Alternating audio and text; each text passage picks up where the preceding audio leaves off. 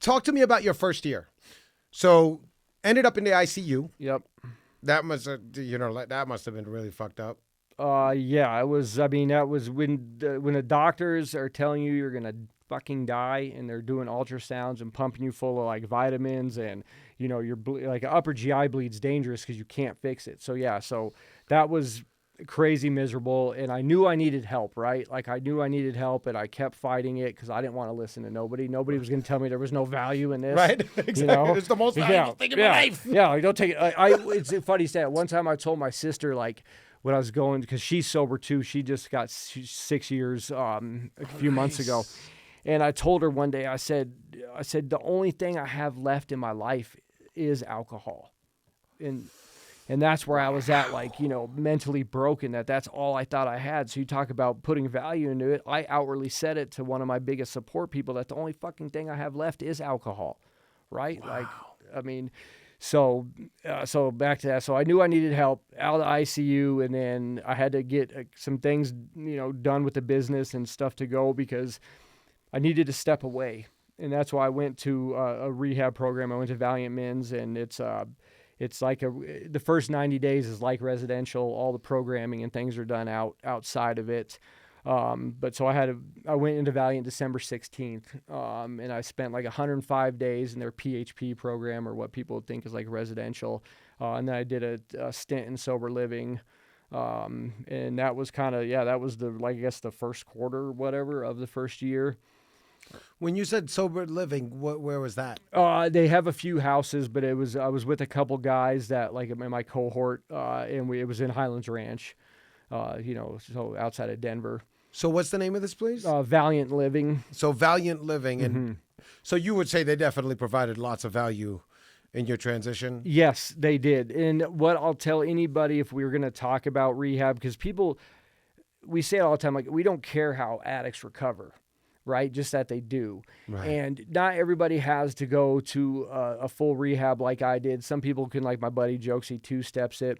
My fiance, she's kicked 2 addictions, or obviously we work on it every day, but for argument's sake, meth and alcohol. And she did it without going to like a true rehab. But I was so broken, I kind of needed that. I needed to be able to step away, step back. And so yes, Valiant did offer a ton of that. But what I'll tell everybody, it doesn't matter where you go or what you do, like you have to put the work in. There isn't a magic pill that just all of a sudden one day, like, oh, I'm, doing better. Like you have to want it for yourself at some point. So tell me, what was that work like for you on year one, let's just say? So what were some of the key elements that literally helped you specifically, not an overview of everybody else, right? Just me? Just you. Okay, literally, so what helped you? I had to, man, that's an interesting question. I guess I've never thought about that just thinking about me. Let me see. How about what was the most impactful change element? I think the most impactful, like from an overview, would be like finding myself again. Okay. Like who is Brady? Like the core me, right? Because the core me never left. And it was never gone, but it was diluted. It was, suppressed. Jaded. Yeah, 100%. Super jaded, Right.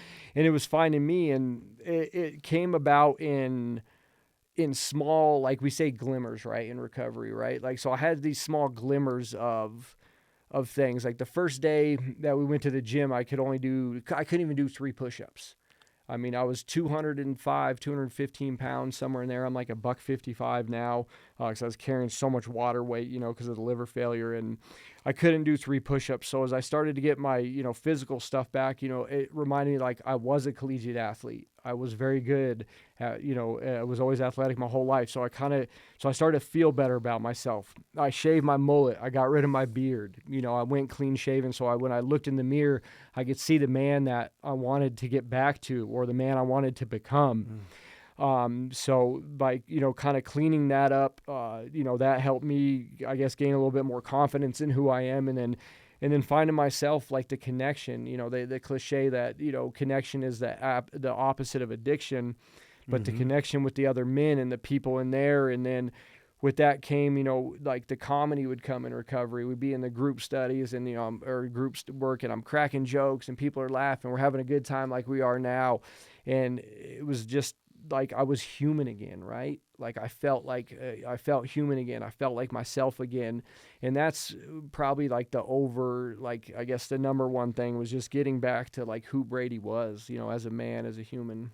So in this case, would you say that Valiant Living created sort of like the outline for that to happen, or was this stuff that you were doing internally on your own, or a combination of both? I would say it's a combination of both. Because everybody's path is a little bit different, Right. right? Like on what they need. It was a combination of both. Because it was traditional therapy, the group therapy, and I don't know. I guess I just kind of maybe it was a construct in my brain because nobody ever came to me like, "Hey, Brady, you got to figure out who you are again." Get Right, right, back to right. that. Like And that's that. what I was asking. Yeah, So, that never happened. I guess yeah, it was yeah. So it's probably just kind of I guess my path, right, on what I feel I needed, and we did all the work from the trauma work, the inner child work, just I mean everything you do in a traditional therapy sense, and then a lot of mindfulness, a lot of yoga, a lot of physical stuff, meditation. They kind of threw all the noodles up. I've said it before. They threw all the noodles on the wall, and you just kind of choose what you want to pick. It was like a buffet of recovery, and this works for me, and it might not work for you. right. And just yeah, it just did the work. But I truly like bought in, and because I guess I'm lucky. I'll say I have gratitude, and I'm lucky for how broken I was that I had no other choice. It was either get sober, fix myself, or Die. die. Yep. And and did it. And I thought about in the hospital about my kids and everything else, but then I thought about me, man. Like, what's my legacy? Like, do I want to be remembered as this dude that fizzled out and alcohol got the best of him, or can I be fucking stronger than that and like step up?